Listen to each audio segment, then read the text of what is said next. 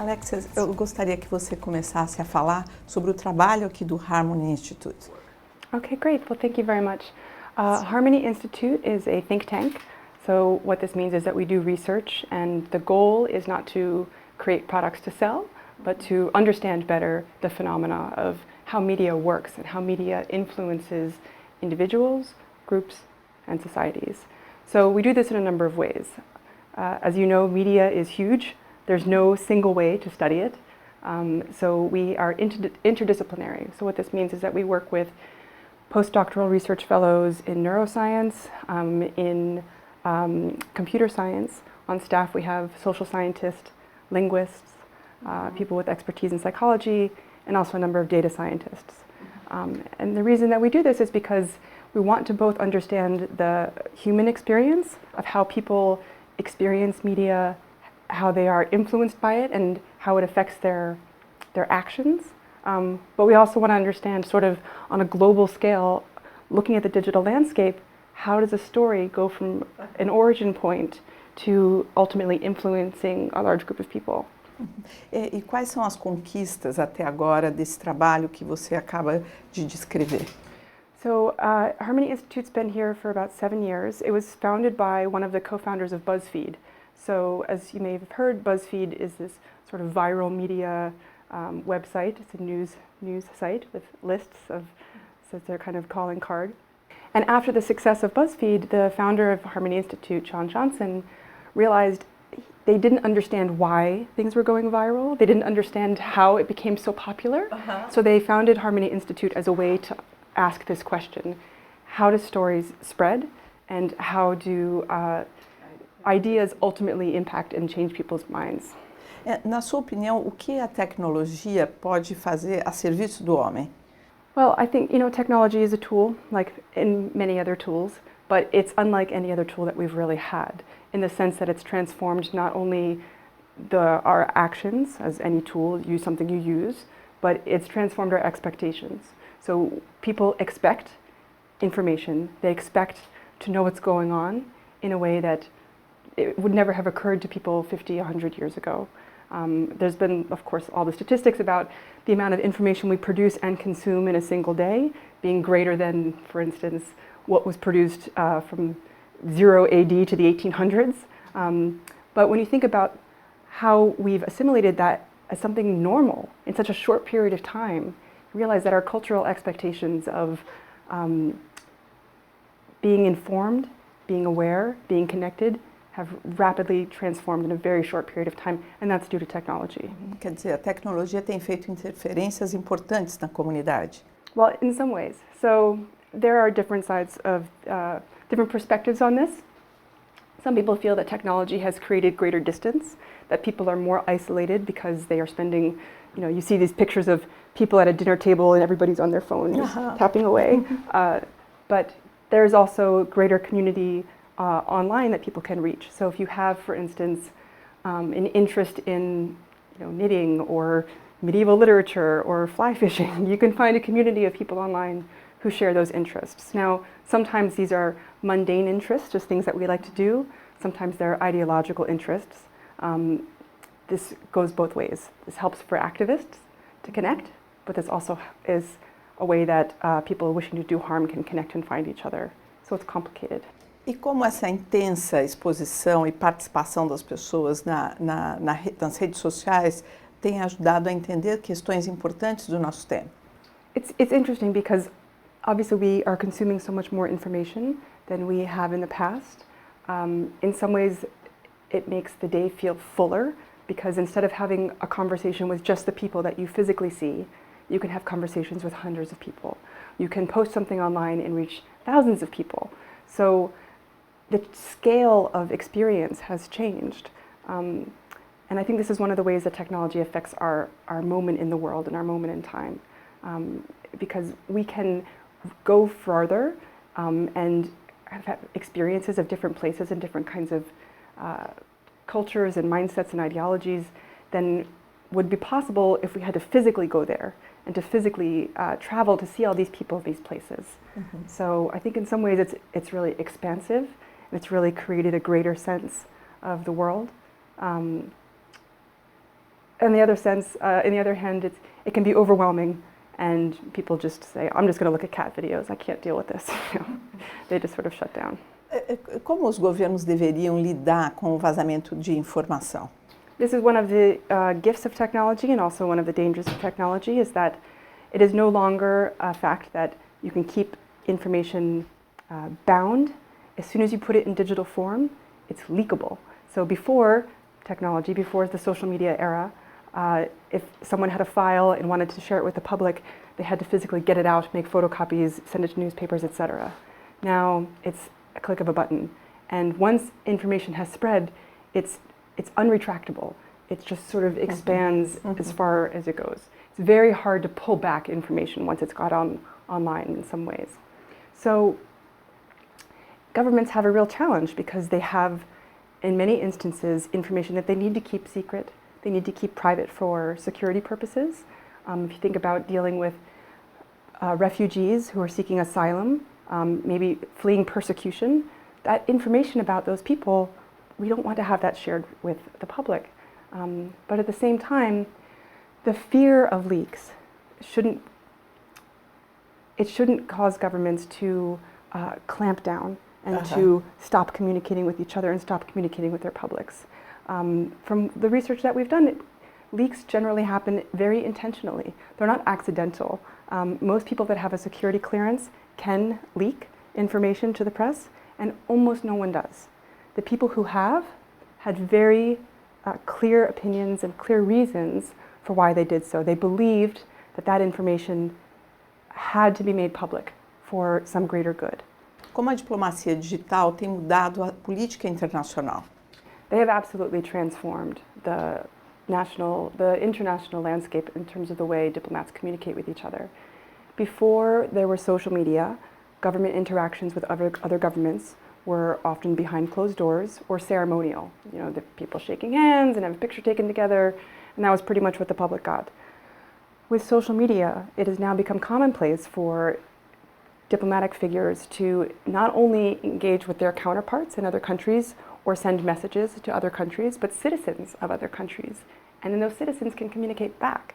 So what used to be a private, ceremonial, closed-door, formal situation has been brought out into the open. Whether regular citizens find it interesting is a whole different story, but for the first time, there is this window into what's happening in the relationships of government that didn't used to be there. Now, that said, it's carefully managed. It's not like the casual tweet of an ambassador at a basketball game was not carefully planned. I'm quite sure it's carefully planned. My experience at the State Department tells me these things are carefully planned. However, there is, again, this expectation that that is appropriate, that you cannot just freeze out the citizens of the world. You have to communicate with them. You have to engage with them, whether it's on Twitter or Facebook or with streaming web video of conferences or events. There's this new normal, and it happened very quickly, just over a few years, that diplomacy is not just a closed-door experience. Como que a ameaça terrorista pode afetar a nossa comunicação em rede? It's tremendously complicated, and unfortunately, it gives a lot of power back to people who wish to shut down information, who wish to keep things closed, because one of the ways that terrorists such as the Islamic State, such as ISIS, have built their followings and have amassed the public attention that they have is through social media.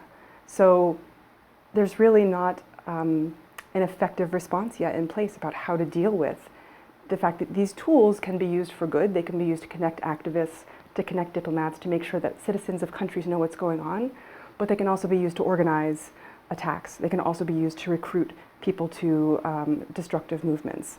A lot of different governments have tried different tactics. Some governments address it head on. They try to engage with terrorists online and prove them wrong, show them why they're misled. I think this is a mistake. I think that you cannot argue with someone's belief system with facts.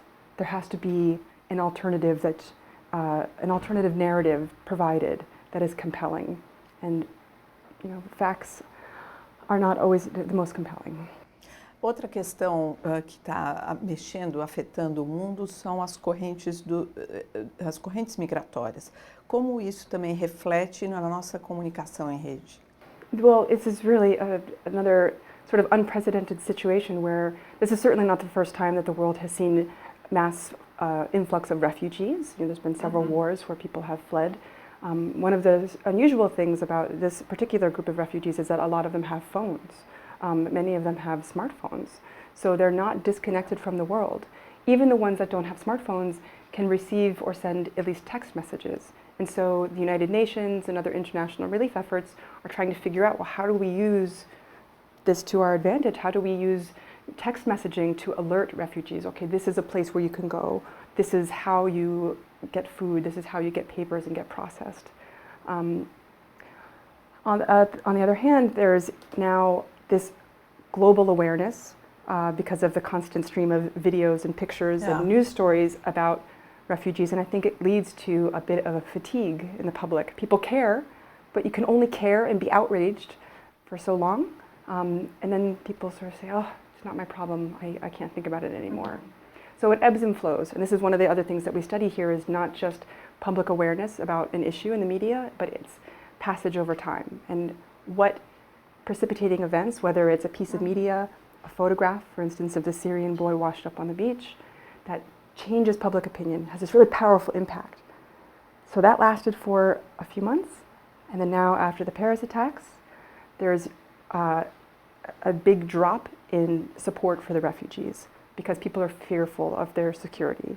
And there's been stories linking the movement of terrorists through these refugee waves, and so trying to figure out how to balance activism and tapping into people's compassion without exhausting them with too much information, or without being overly fearful because of massive media coverage of an event. Maybe one person through the millions of refugees turned out to be a dangerous person. But when this is all you see in the news, it's easy to believe that this is the way the world is. So it's hard to figure out the right balance. Quais as mudanças que na sociedade que você destacaria nos últimos 10 anos que foi reflexo da tecnologia na nossa vida? In the last 10 years, I really feel that the greatest change is, as I mentioned earlier, this change in expectations, this change in culture. Information sharing, whether it's posting recipes to our friends on social media sites, or reading the news on our phones, or sharing photographs of our vacation, it has become a normal everyday activity, and it creates this connectedness that simply just did not exist before the advent of social media. I don't think that the tool itself is responsible. It made it possible, but it's how people reacted to the tool. If you remember when Twitter first came out in 2005, 2006, in the beginning people were saying, what is this thing? You can post 140 characters? What are we going to do with that? Someone posts, I ate a ham sandwich for lunch. People say, all right, great, that's interesting. And it took a few years for it to evolve. And then all of a sudden, people realized, wait a second, you can link to things with this. You can grab people's attention very quickly with this. And the technological affordances, which were not apparent immediately, is that Twitter was not using the internet as a platform. It was running through the SMS network. So, for instance, during the Iran Revolution in 2009, I believe, cell phone communications were cut off, the internet was shut down, but people could still tweet, so because it was on a different channel. So it's both changed in the sense that there are more ways to get information, share information, but as I said, there's also this sense that people expect it, and it's become a normal part of our lives. E quando você vê em perspectiva a tecnologia na nossa vida, qual é a grande vantagem, a grande colaboração para melhorar a nossa qualidade de vida aqui? Well, I must also preface this by saying there's still this massive divide between people who are online and connected to technology and who are not. It's certainly, it's changing, and even a lot of underdeveloped countries with poor infrastructure that don't have necessarily good road systems or power grids, people still have at least a flip phone. They have at least something. And it's projected that within the next 10 years, a majority of the global population will have internet access. We're not there yet. So I do think that's one of the big changes that will happen in the next 10 years, is that as more and more of the global population has internet access, this kind of culture of information sharing and this expectation to know what's going on will also increase. One of the interesting things I heard from a student of mine who lives in a country with a repressive media climate is that social media, even though it is restricted and they know it's censored, has encouraged people to engage with each other and, for the first time ever, be critical thinkers, to think more carefully about the information they're receiving because there's so much of it. So you have to go through this process of sort of sorting and weeding out what's there. And exactly, and she was expressing to me that this is not how she was raised. In school, she was not taught to think critically, to ask questions. She was taught to listen and be quiet and to obey. And so I think that as a greater percentage of the world population gets online, even if it's a restricted version, even if it's not the full internet that maybe democratic countries have access to, I really think that this sense that people have a right to know what's going on and a right to access information will increase as well. And that will help improve the quality of life, simply because we enjoy learning things. We enjoy being connected. Hoje nós temos uma excessiva exposição da vida pessoal, da intimidade das pessoas e uma excessiva necessidade de controle. Qual a avaliação que você faz sobre esses dois pontos em paralelo? It's a tough question. And I don't think that there is a perfect balance. I think it's something that you negotiate every moment of every day. Every time you send an email, you make a decision: how much information do I put in this? Who might see this? How might this get out? What if this was accidentally forwarded to my mother or my brother or my son? Would this be a problem? I think that it's a decision you make as you go through your day-to-day, but also as you grow, you learn maybe something that you posted when you were younger on Facebook or in social media, some other place. 5 years later, when you're looking for a job, you're not so happy that that's out there. So I believe that people go through this self-educating process, often learning the hard way when they see something posted out there or shared widely that they did not feel good about. And so people become more careful. But it's a moment-to-moment decision. Do I send this? Do I post this? Do I reply to this thread? Do I post this picture? Yes. And I don't think everyone is that cautious about it. I think some people just willy-nilly to go for it. But I do think that no matter who you are, everyone has had an experience where they wrote something down, sent it into the digital universe and said, ooh, kind of wish I hadn't done that. Esses são os prós e os contras da excessiva presença das mídias na nossa vida? So I'd say that the pros of the media in our life is that, as again, this matter of access. We have choice. We have so many options. So for instance, when I was growing up, there were 3 broadcast channels, and that's how you got the evening news. Somebody chose for you what stories you would see every night at 6 o'clock. And you had 3 choices, you had 3 channels to choose from. I never watch television news anymore because I don't want to have somebody else tell me these are the 3 stories that we want you to watch tonight. And I don't even read one newspaper. I will go to an aggregator site that has multiple headlines about the same issue so I can see how 10 different news outlets are framing it.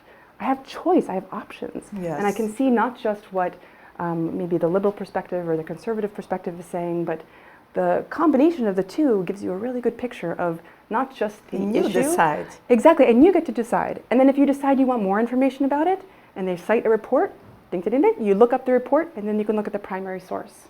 So there's so much more that you can do to educate yourself now. Those are the pros. The cons: how many people actually use technology in this way? How many people actually read through 20 news articles and find the primary sources of the transcript from the congressional hearings? You know, I'm a wonk. Like, I can't help myself. I like to do that kind of thing, but I think there's also a massive amount of entertainment and sort of empty calories available now to us, and you could quite easily spend most of your time using technology just entertaining yourself and not educating yourself. I think that there should be a balance. I like a good TV show too. I like to be entertained, but I think there needs to be a balance. E qual o impacto das redes sociais na administração pública e no mundo dos negócios? It's an excellent question, and it's changing so fast. So it's only been an influential tool for a few years. I was working at the State Department at the our U.S. mission to the United Nations in 2011 when the Arab Spring erupted. And at this time, even just in 2011, 4 years ago, diplomats were barely using Twitter, barely using Facebook. It was still considered a little bit risky to do. But what we discovered and what we were able to share with our diplomats and the ambassadors that we worked with was this is not just about posting press releases. You can learn about what's happening on the ground in a way that you're not going to from news sources, especially when the news source is state-controlled media, or especially when a government cracks down and shuts down the internet in a country. So for instance, in Egypt, when there was the Egyptian revolution, internet was shut down for 5 days. Google partnered with a few other organizations because they had a high-level executive that was taken hostage by the Egyptian police, so they got involved, and they created this app called Speak to Tweet. So even though there was no internet, people could use their phones. And so they set up this service where people could call, and somebody would type down what they wrote and put it on Twitter. So Twitter was this listening tool that gave us so much information about what was happening on the ground. So even our diplomats, it's an opportunity to find out not just what's happening logistically or tactically, but how are people feeling? What are people experiencing? Yeah. What's the mood? What's the feeling? And we were able to find out through these kinds of means. It wasn't just, angry young people on the street. It was families and older people, and in the beginning, it was really everybody. It was really a people's movement in the beginning. That's the kind of thing that maybe some news stories would have covered, but it gave a whole different flavor by being able to see this reported through social media. Para encerrar, qual o conselho que você dá para os governos na questão do relacionamento deles com esse mundo tão rico e cheio de informação que é a internet? So I spent a lot of time thinking about this over the last few years, working with a number of ambassadors and diplomats to help them learn more about the power of social media, also how to be careful in social media, because once something is out there, you can't retract it. There's no such thing as deleting something online, even if you think you might. So it's about knowing how to use the tools and being careful with the tools. When I say knowing how to use the tools, it's not to say you have to act in a certain way or be, somehow different than you are. Just know how you're going to come across.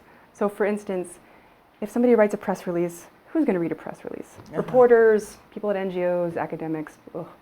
On Twitter, it's regular people, generally. And they want to follow ambassadors or diplomats or government officials who seem like real people.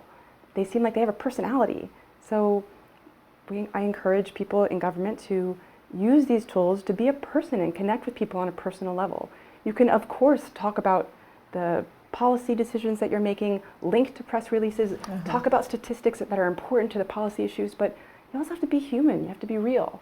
And that's why people are interested in following people on social media. The people with the greatest followings, the real masters of Twitter, I think, in the government world, were the people that were able to have their personality come out. So you really felt like you were getting a sense of the human behind the official title. And this is the other thing, is that between Twitter, Facebook, YouTube, and other services that do web streaming, even if nobody watches your parliamentary meeting or your town hall meeting or some other sort of committee meeting, the fact that you put it on the web and allow people to watch it if they want to sends a message. It sends a message that you have nothing to hide.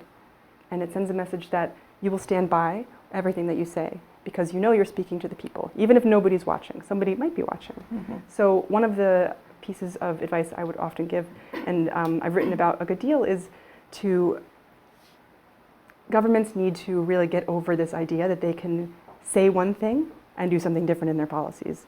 Like, hypocrisy will be exposed in this era so quickly because there's so much information out there. And also, in every country, there are political parties that seek advantage over the other. So the best thing to do to not be caught out or exposed by some sort of scandal is just be honest in the first place. I know that there's a lot of compromises that people have to make in diplomacy and in government, but the more you can align what you say you're going to do with what you actually do, the less risk there is to have it blow up in your face or get in trouble. Here at Harmony Institute, we study the media, which is kind of like saying we study the atmosphere and everything in it. It's a huge task, but it is in a lot of ways kind of like the way we go about our daily lives in the weather. There are events that occur. Once in a while, you'll see a movie or a film or a piece of news will stop you in your tracks, and you realize, oh, this is profound. This changes me in some way. That's rare. Those are sort of like earthquakes, you know. There are storms, like when a scandal erupts or when a terrorist attack occurs, and all of a sudden the media is just completely saturated in events. But most of the time, it's just kind of like the ambient air.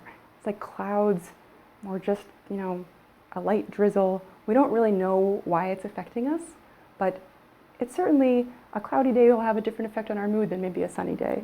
So it's a complicated landscape to study, and I encourage my students who are going to work in government or work in media, work in technology, to really try to think about it not just from a specific perspective, like if I am a government official and I want to get a message across, I do X.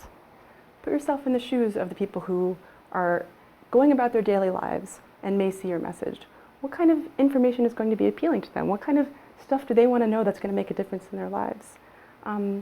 So in the same way that studying the media ecosystem is massive and huge and has both big events and very tiny and almost invisible events, I think that when you are creating media and sharing media, it's important to think about all the various variables and perspectives that go into how one experiences it.